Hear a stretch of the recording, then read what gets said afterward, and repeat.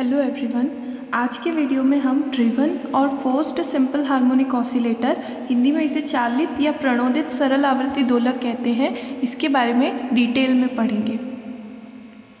Previous कुछ videos में हमने डैम्प्ड सिंपल हार्मोनिक ऑसिलेटर को बहुत डिटेल में पढ़ा था, या फिर अवमंदित सरल आवर्ती दोलक। ये जो डैम्प्ड हार्मोनिक ऑसिलेटर होता है, ये मैंने आपको बताया था कि एक नॉर्मल ऑसिलेटर होता है, लेकिन क्योंकि यहाँ पर बाहर से कुछ विस्कस और फ्रिक्शन फोर्स हमेशा लगे हुए होते हैं, उस वजह से उसका एम्पलीट्यूड जो है वो धीरे धीरे क्या हो जाता है, कम हो जाता है। उसके ऑसिलेशन का जो एम्पलीट्यूड है वो पहले ज़्यादा होता है, फिर कम होते होते धीरे धीरे वो एम्पलीट्यूड क्या हो जाता है, कम हो जाता है।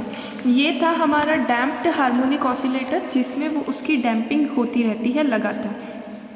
आज का जो हमारा टॉपिक है वो है ड्रिवन या फिर फोर्स्ड सिंपल हार्मोनिक ऑसिलेटर। इसका ये मतलब है कि जितना एम्पलीट्यूड यहाँ पर इसका कम हो रहा है, अगर उतना ही हम बाहर से फोर्स अप्लाई कर दें तो उसका ये जो होने वाली डैम्पिंग है वो क्या हो जाएगी, कंपनसेट हो जाएगी, उसकी क्षतिपूर्ति हो जाएगी। इस टाइप के ऑसिलेटर्स को हम ड्रिवन ऑसिलेटर कहते हैं। मैं एक बार फिर से समझाती हूँ। जैसा कि हमने देखा, एक ऑसिलेटर या एक पेंडुलम पर बाहर से विस्कस फोर्स या फिर फ्रिक्शन फोर्स लगता है, जिस वजह से उसका एम्पलीट्यूड धीरे धीरे क्या होने लगता है, कम होने लगता है। ठीक है, लेकिन अगर ऑपोजिट डायरेक्शन में हम उस पर एक ऐसा फोर्स लगा दें जो कि उसके फ्रिक्शन या विस्कस फोर्स के विपरीत दिशा में हो और उसके प्रभाव को ख़त्म कर दे। ठीक है, जैसे ही पेंडुलम इस तरफ आने लगे, अगर मैं यहाँ से एक फोर्स लगा दूँ तो वो फिर अपनी मैक्सिमम पोजीशन तक जाएगा। फिर वापस जैसे ही उसका एम्पलीट्यूड कम होने लगेगा, मैं उस पर एक और फोर्स लगा दूँ तो वापस वो अपने मैक्सिमम एम्पलीट्यूड तक जाने लगेगा। यानी इसके आयाम में जो कमी होती जा रही है लगातार, अगर उस कमी की हम क्षतिपूर्ति कर दें बाहर से फोर्स लगा करके, उस डैम्पिंग को हम कंपनसेट कर दें एक एक्सटर्नल फोर्स के थ्रू, तो यहाँ पर जो वर्क डन हो रहा है इसके फोर्स के ऑपोजिट, उसको हम क्या कर दें, बिल्कुल ऑपोजिट डायरेक्शन में वर्क डन करके ख़त्म कर दें या कम कर दें। इस टाइप का ऑसिलेटर कहलाता है फोर्स्ड या फिर ड्रिवन हार्मोनिक ऑसिलेटर। यहाँ पर कितने टाइप के फोर्स लगते हैं, जैसा कि हमने देखा था, ये जो हमारा डैम्प्ड हार्मोनिक ऑसिलेटर था, ये अवमंदी सरल आवर्ती दोलक, उसके अंदर दो फोर्सेस होते हैं। एक होता है रीस्टोरिंग फोर्स, जो कि हमेशा होता है जब भी कोई बॉडी सिंपल हार्मोनिक मोशन को कर रही होती है तब। दूसरा था हमारा फ्रिक्शन फोर्स या फिर विस्कस फोर्स, जिसे हमने डैम्पिंग फोर्स कहा था, जो कि क्या कर रहा था, इसके आयाम को कम करने के लिए, इसके एम्पलीट्यूड को कम करने के लिए रिस्पॉन्सिबल था। जैसे ये पेंडुलम इधर की तरफ जाने की कोशिश करेगा, ऑपोजिट डायरेक्शन में उस पर क्या लग रहा होगा, एक फ्रिक्शन फोर्स लग रहा होगा, जिससे वो उतनी एक्सटेंट तक नहीं पहुंच पाएगा जहां उसे जाना चाहिए। ठीक है, अब उस फोर्स को हम हटा नहीं सकते, तो हम क्या करें, उस पेंडुलम पर उस फ्रिक्शन या घर्षण की ऑपोजिट डायरेक्शन में एक फोर्स लगाते चले। तो हम इस पेंडुलम पर वर्क डन कर रहे हैं फ्रिक्शन के ऑपोजिट। ठीक है, जो उसे अपने मैक्सिमम एक्सटेंट तक क्या कर दे, पहुंचा दे। इस टाइप का फोर्स हमारा कहलाता है ड्रिवन फोर्स। ठीक है, और इस टाइप का जो ऑसिलेटर होता है उसे हम ड्रिवन या फोर्स्ड सिंपल हार्मोनिक ऑसिलेटर कहते हैं।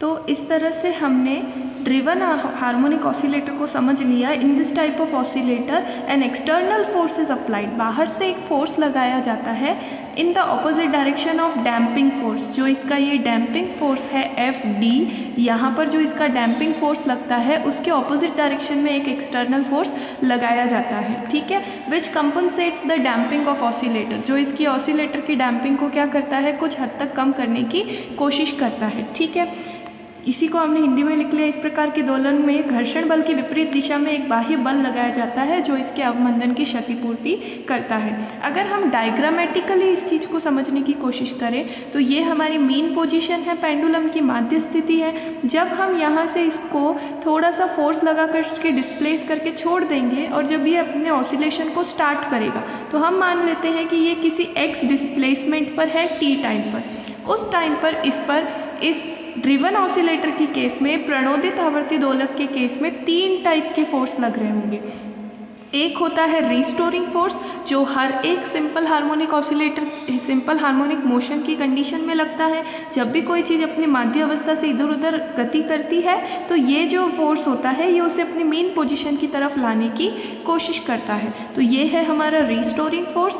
दूसरा लगेगा यहाँ पर डैम्पिंग फोर्स, क्योंकि हमने इसको किसी ना किसी मीडियम में रखा है। अगर एयर में रखा है तो एयर का रेजिस्टेंस लगेगा, ठीक है, एयर का घर्षण लगेगा, तो उस वजह से इस पर क्या लगने लगेगा, एक डैम्पिंग फोर्स। और उसके ऑपोजिट डायरेक्शन में हम क्या लगा रहे हैं, इसकी गति की दिशा में लगा रहे हैं। जिस डायरेक्शन में ये मोशन कर रहा है ना, उस डायरेक्शन में इन दोनों के ऑपोजिट एक फोर्स लगाया जाता है, जिसे हमने FE नाम दिया है, एक्सटर्नल फोर्स, ठीक है। तो यहाँ पर एक टाइम पर हमें 3 फोर्स दिखते हैं, ठीक है। अब हम एक ड्रिवन ऑसिलेटर के लिए इक्वेशन ऑफ मोशन को कैलकुलेट करना चाहें तो हम सबसे पहले देख लेंगे कि यहाँ पर कितने फोर्स लगते हैं। तो हमने देख लिया है कि यहाँ पर 3 टाइप्स ऑफ फोर्सेस काम करते हैं। एक पेंडुलम के ऊपर या एक ऑसिलेटर के ऊपर 3 तरह के फोर्स काम करते हैं। पहला फोर्स है हमारा रीस्टोरिंग फोर्स, जो हमने पिछले पोर्शन में भी देख लिया था। और जब भी हम सिंपल हार्मोनिक मोशन को पढ़ते हैं तो पहला फोर्स कौन सा आता है, रीस्टोरिंग फोर्स। दूसरा फोर्स है हमारा डैम्पिंग फोर्स, जिसे हम फ्रिक्शन फोर्स या फिर विस्कस फोर्स भी कहते हैं, श्यान बल या फिर घर्षण बल भी कहते हैं। ये है हमारा अवमंदन बल या फिर डैम्पिंग फोर्स। और जो थर्ड वन है वो है हमारा एक्सटर्नल फोर्स, जो हमने बाहर से प्रत्यावर्ती बल लगाया है। मैं इसे हिंदी में भी लिख देती हूँ, बाह्य प्रत्यावर्ती बल। ये 3 टाइप के फोर्स यहाँ पर क्या करने लगते हैं, वर्क करने लगते हैं। अब हम इनकी इक्वेशन को लिख लेंगे।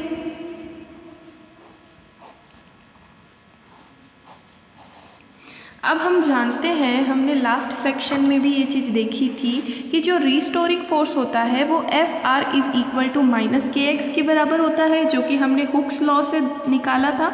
हुक्स लॉ को आपने पढ़ा ही होगा।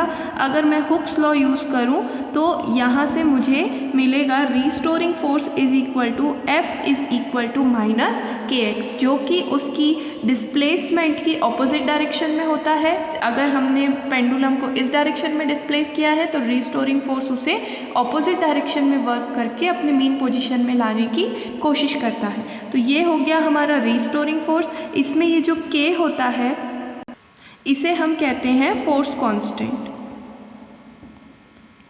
ठीक है।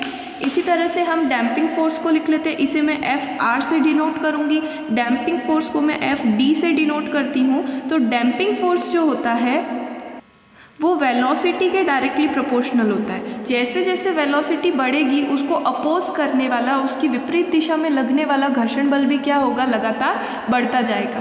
तो ये जो डैम्पिंग फोर्स होगा वो भी लेकिन वेलोसिटी के अपोजिट डायरेक्शन में होता है। तो यहाँ से मैं इसको लिखूँ Fd is equal to -λv। यहाँ पर ये जो लैम्डा है ये कहलाएगा हमारा डैम्पिंग कांस्टेंट या फिर घर्षण नियतांक भी आप इसे कह सकते हैं, या फिर अवमंदन नियतांक, ठीक है, अवमंदन गुणांक या अवमंदन नियतांक।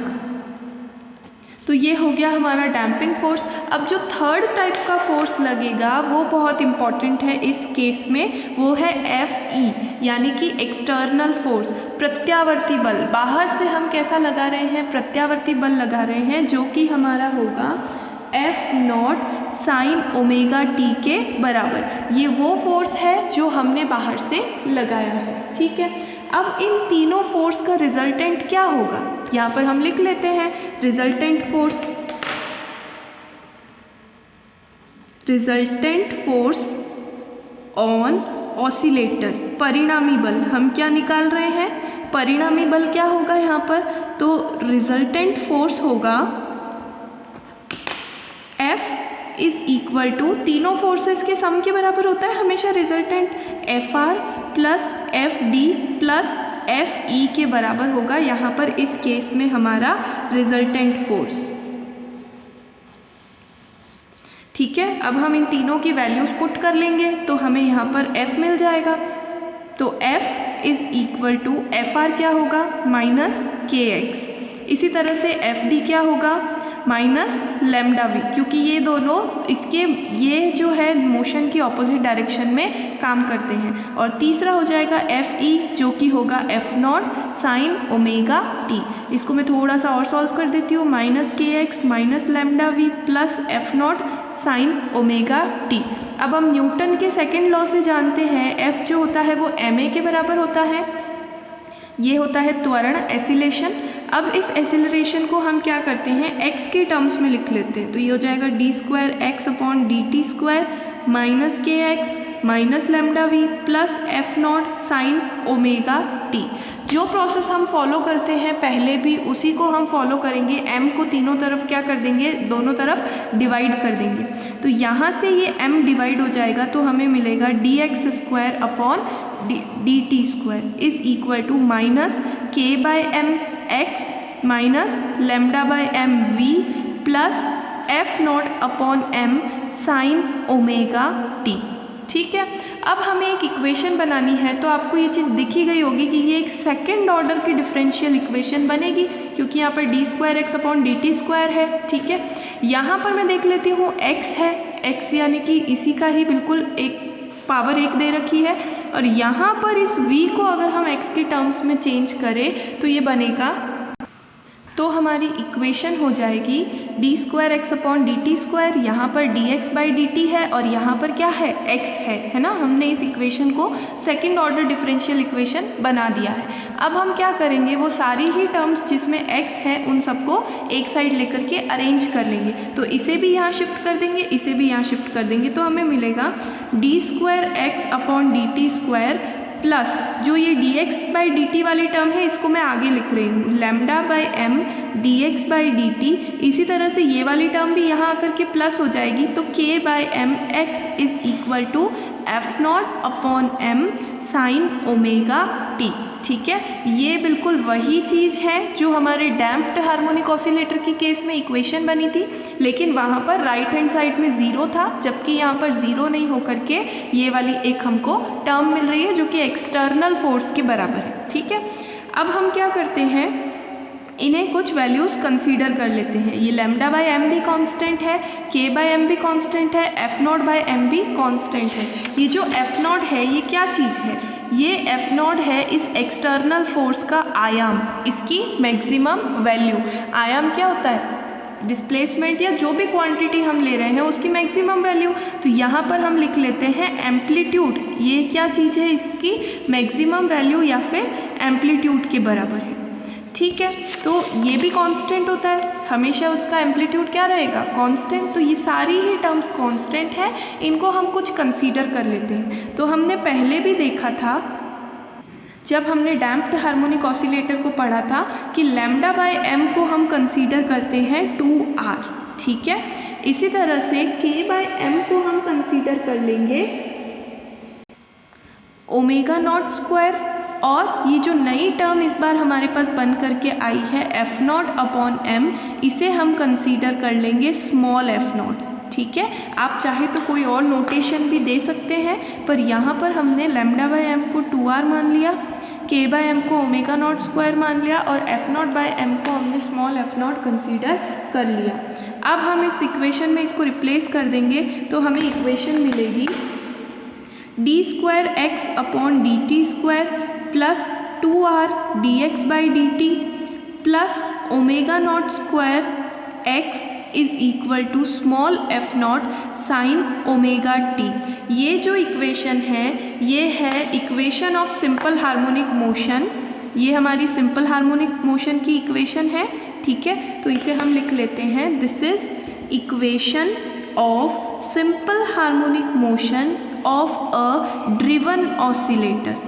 ये एक प्रणोदित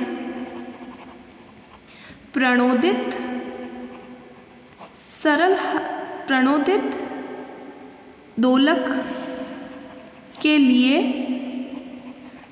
सिंपल हार्मोनिक मोशन की इक्वेशन को हमने इस वीडियो में क्या कर लिया है, कैलकुलेट कर लिया है। नेक्स्ट वीडियो में हम इसे थोड़ा सा समझेंगे कि ये जो इक्वेशन है ये क्या किन किन चीज़ों को डिनोट करती है। ये इक्वेशन हमारे ऑसिलेटर के मोशन को किस तरह से डिस्क्राइब करती है, ठीक है। यानी कि हमारा ऑसिलेटर पूरे ही ऑसिलेशन के दौरान कैसे, किस तरीके से, कौन सी आवृत्ति के साथ, कौन सी फ्रीक्वेंसी से मोशन करता है और ये इक्वेशन उसे किस तरह से डिनोट करती है, वो चीज़ हम नेक्स्ट वीडियो में समझेंगे। उसके बाद हम इस इक्वेशन को थोड़ा और सॉल्व करेंगे और उसके लिए इसकी वैल्यू को कैलकुलेट करेंगे। I hope you understand. इस वीडियो में हमने एक फोर्स्ड हार्मोनिक ऑसिलेटर क्या होता है, उस पर कितने टाइप के फोर्सेस काम करते हैं और उसकी इक्वेशन ऑफ मोशन को कैसे कैलकुलेट करते हैं, ये चीज़ देखी।